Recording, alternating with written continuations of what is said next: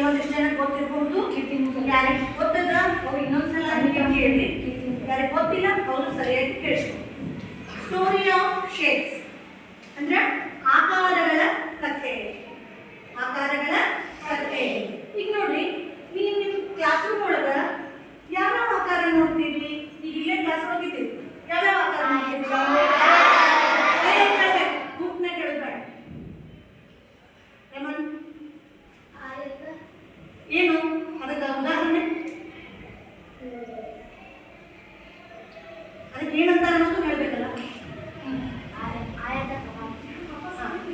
ಕಪಾಟ ಏನದ? ಯಾವ ತರದ? ವೃತ್ತ ಯಾವ ತರದ? ಬಲ್ಬ್. ಮತ್ತೆ ಯಾವುದು? ಸ್ವಲ್ಪ ಉದಾಹರಣೆ ಹೇಳ್ಬೇಕು. ಶೌಕಿ. ಮತ್ತೆ ಅಭಿ ಕಿಟಕಿ. ಆಯತ. ಕೀರ್ತಿ ಕೂಡ ಹೇಳಿದ್ರೆ ಹೇಳೋದು ಏನು ಉದಾಹರಣೆ? ಮ್ಯಾಟ್. ನಿಸರ್ಗ ಆಯತ ಫಲಕ. ಫಲಕ ಆಯತ. ಆಯತ ಫಲಕ. ಫಲಕ ಫಲಕ. ಬೋರ್ಡ್. ಬೋರ್ಡ್ ಕಪ್ಪು ಹಲಗೆ. ವಿಚಾರ ಮಾಡಿ ಹೇಳಿದ್ದ ಹೇಳುವಂಗಿಲ್ಲ, ಅವ್ರು ಹೇಳಿದ್ದನ್ನ ಹೇಳುವಂಗಿಲ್ಲ. ಬ್ಯಾಲೆನ್ಸ್ ಬಾಗಿಲು. ಆಯತ ಬಾಗಿಲು ಹೇಳಲು. ಇಟ್ಟಂಗಿ. ಬರೀ ಆಯತ ಕಾಣಿಸೋದು ನಮ್ಗ. ಚೌಕ. ಗೋಡೆ. ಮತ್ತೆ ಕೀರ್ತಿ ವೃತ್ತ. ಗಾರ್ಮೆಂಟ್. ವಾಚ್. ಅಂದ್ರೆ ವಾಚ್. ಕ್ಲಾಸ್. Classroom. ಹೇಳಿದ್ದಿಲ್ಲ ಹಂಗಿಲ್ಲ.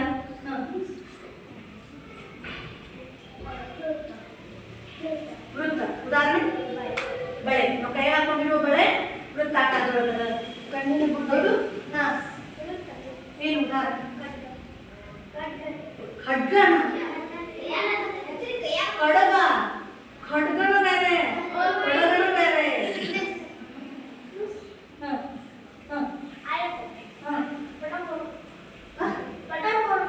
Button board. ಕನ್ನಡದಾಗ ಏನು ಬರೋದು?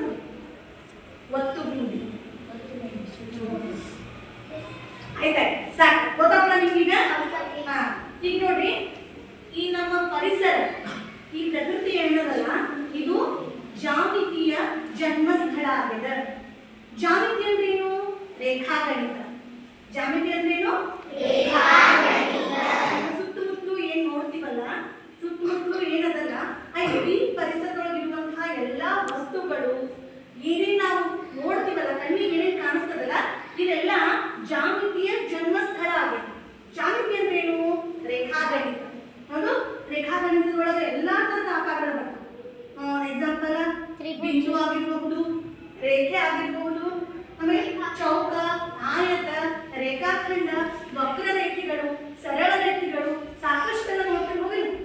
ಹೌದು, ಯಾರು ಸರಳ ರೇಖೆಗಳನ್ನು ಹೇಳಲಿಲ್ಲ. ಹೌದು, ಬಿಂದುಗಳನ್ನ ಹೇಳಲಿಲ್ಲ, ಶೃಂಗಗಳನ್ನ ಹೇಳಲಿಲ್ಲ.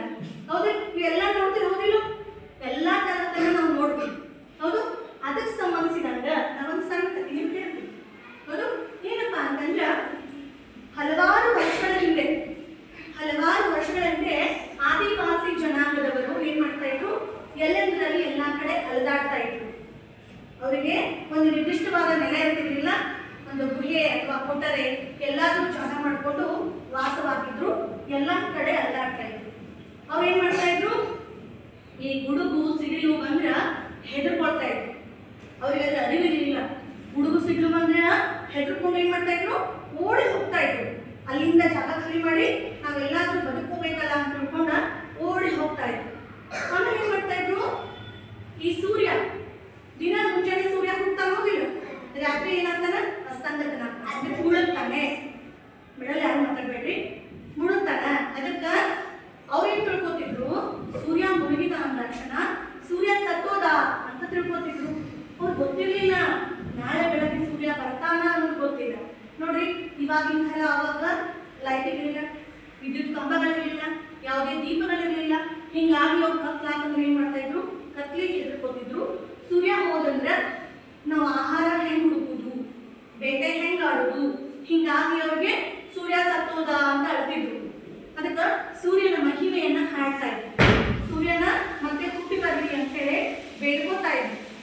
ಸೂರ್ಯ ಹುಟ್ಟಿ ಬರ್ಲಿ ಅಂತ ಹೇಳಿ ದೇವರನ್ನ ಬೇಡ್ಕೊಳ್ಳೋದು, ಸೂರ್ಯನ ಮಹಿಮೆಯ ಬಗ್ಗೆ ಹಾಡೋದು, ಹಿಂಗೆಲ್ಲ ಮಾಡ್ತಾ ಇದ್ರು. ಹಿಂಗೆಲ್ಲ ಮಾಡೋಣ ನೋಡ್ರಿ, ಮೊದಲು ಸೂರ್ಯ ಉದಯ ಆಗ್ತಿದ್ದಲ್ಲ, ಅವ್ರು ಏನ್ ತಿಳ್ಕೊಂಡ್ರ, ನಾನು ನಿನ್ನೆ ದೇವ್ರಿಗೆ ಬೇಡ್ಕೊಂಡ್ವಿ, ಅವನ ಮಹಿಮೆ ಬಗ್ಗೆ ಹಾಡ ಮಾಡಿದ್ವಿ, ದೇವರಲ್ಲಿ ಪ್ರಾರ್ಥನೆ ಮಾಡಿದ್ವಿ, ಸೂರ್ಯ ಏನಾದ ಮತ್ತೆ ಹುಟ್ಟಿ ಬಂದ ಅಂತ ತಿಳ್ಕೊಂಡ್ರು. ತಿಳುವಳಿಕೆ ಅಷ್ಟೇಪ್ಪ. ಆಮೇಲೆ ರಾತ್ರಿ ಆದ ತಕ್ಷಣ ಆಕಾಶದೊಳಗ ಚಂದ್ರ ಕಾಣಿಸ್ತಾ ಇದ್ದ, ನಕ್ಷತ್ರಗಳು ಕಾಣಿಸ್ತಾ ಇದ್ವು. ಇದು ಎಲ್ಲ ಕೂಡ ಅವ್ರು ಏನ್ ಮಾಡ್ತಾ ಇದ್ರು, ರಾತ್ರಿ ಆದ ಕೂಡ ಬರ್ತಾವು ಅನ್ನೋ ಅವ್ರ ಕಲ್ಪನೆ ಇರಲಿಲ್ಲ. ಅವರು ಇದೇ ತರ ಮಾಡ್ತಾ ಇದ್ರು. ಆಮೇಲೆ ಗುಡುಗು ಸಿಡಿಯುವಂತೂ ಹೆದರ್ತಾ ಇದ್ರು, ಸೂರ್ಯ ಸತ್ತೋದ ಅಂತ ಅಳ್ತಿದ್ರು. ಇಷ್ಟೆಲ್ಲ ಆಗೋದ್ರಿಗೆ ಅದ್ರ ಬಗ್ಗೆ ಅರಿವಿರಲಿಲ್ಲ. ಆದ್ರೆ ಏನ್ ತಿಳ್ಕೊಂಡ್ರು ಅವರು, ನಾವು ದಿನಾಲೂ ಸೂರ್ಯನ ಬಗ್ಗೆ ಹಾಡುಗಳನ್ನ ಹಾಡ್ತಾ ಅವನ ಮಹಿಮೆಯನ್ನ ಕೊಂಡಾಡ್ತಾ ಇದನ್ನ ಮಾಡೋದ್ರಿಂದ ಸೂರ್ಯ ದಿನಾಲೂ ಹುಟ್ಟಿ ಬರ್ತಾನ ಅನ್ನೋದನ್ನ ತಿಳ್ಕೊಂಡ್ರು. ಆದ್ರೆ ದಿನ ಕಳೆದಂತೆ ಅವ್ರಿಗೆ ಗೊತ್ತಾಯ್ತು, ಸೂರ್ಯ ಇಷ್ಟು ಹೊತ್ತಿನ ಅಂತ ಮುಳುಗ್ತಾನ, ಮತ್ತೆ ಬೆಳಗ್ಗೆ ಉದಯ ಆಗ್ತಾನ ಅನ್ನೋದು ಗೊತ್ತು. ಒಂದು ದಿನ ಏನಾಗ್ತಂದ್ರೆ ನೋಡ್ರಿ, ಕಾಡೊಳಗ ಹಸಿ ಮರಗಳು